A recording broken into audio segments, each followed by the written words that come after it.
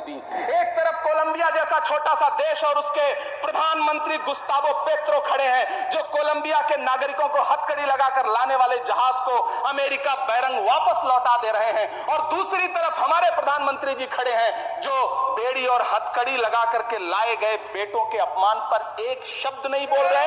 सब हुकूमत इस कदर आवाम पर एहसान करती है, ये आंखें छीनती है और चश्मे दान करती है।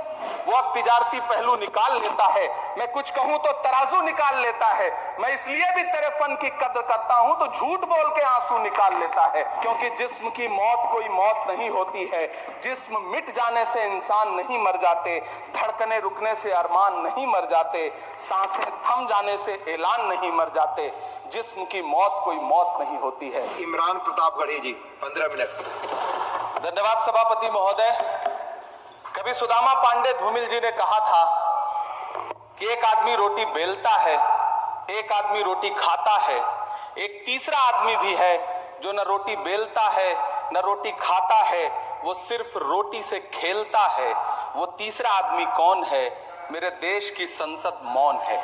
सभापति महोदय, वो भी क्या दिन थे जब संसद में देश का बजट पेश होता था तो देश की सड़कें ठहर जाया करती थी। रेल बजट पेश होता था तो लोगों की उम्मीदें रेल के डिब्बों की तरह पटरियों पर दौड़ने लगती थी। पूरा देश धड़कने रोक करके वित्त मंत्री और रेल मंत्री को सुना करता था।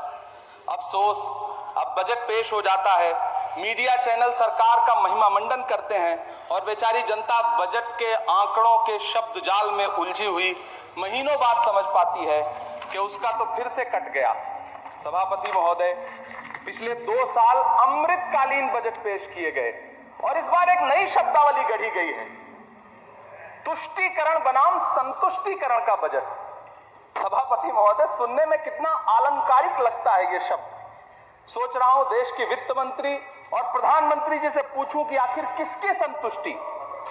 जिस बजट में मनरेगा के लिए 1 रुपए की बढ़ोतरी ना हो, वही पुराना 86,000 करोड़, जबकि पहले ही 9,754 करोड़ का घाटा हो, जिस मनरेगा से करोड़ों मजदूरों के घर में चूल्हा जलता हो, उस मनरेगा में काम करने वाले गरीब मजदूरों के लिए अगर आपके खजाने से 1 रुपया भी इजाफी नहीं निकल सका तो भला कौन संतुष्ट हुआ साहब? इस देश का गरीब मजदूर या आपके उद्योगपति दोस्त?